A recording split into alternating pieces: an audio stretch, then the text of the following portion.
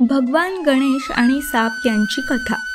भगवान गणेश आणि साप यांची कथा हिंदू पौराणिक कथांमध्ये एक लोकप्रिय आख्यायिका आहे.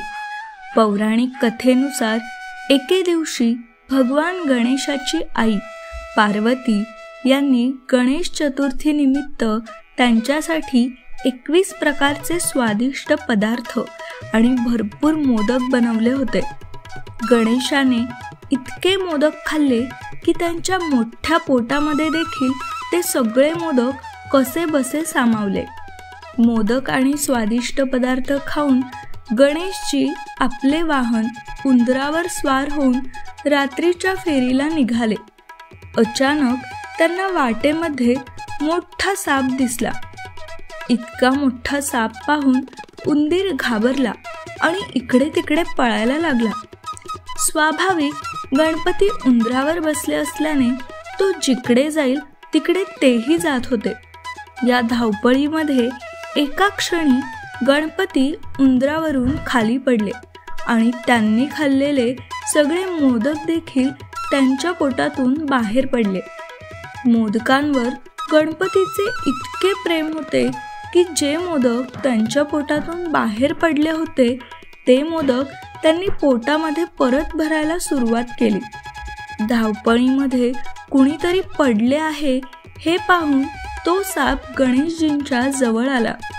गणपती ते मोदक पोटामध्ये परत भरत असलेलं पाहून त्याला आश्चर्य वाटलं.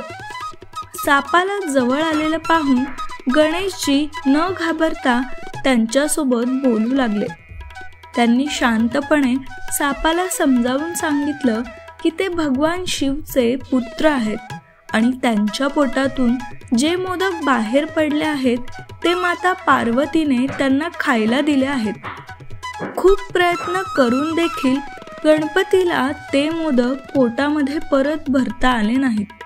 सापाला वाटले की त्याच्यामुळे गणपतीवर ही वेळ आली आहे. त्याने स्वतः गणपतीला त्यांच्या पोटाला गुंडाळून ते पोट बांधायची विनंती केली.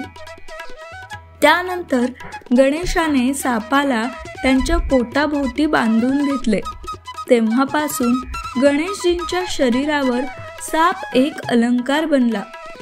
संपूर्ण विश्व हे भगवान गणेशाचे पोट म्हणून ओळखले जाते. भगवान शिव आणि माता पार्वती ही त्यामागची ऊर्जा आहेत. या विश्वामध्ये उंदीर हा काही नसून आपला अहंकार आहे. भगवान गणेश उंदराचा वाहन म्हणून वापर करून आपल्याला अहंकारावर नियंत्रण ठेवण्याची गरज असल्याचे उदाहरण देतात. ज्याने अहंकारावर नियंत्रण ठेवले आहे ते सगळ्यावर नियंत्रण ठेवू शकतात, ही गोष्ट यातून प्रकर्षाने जाणवते.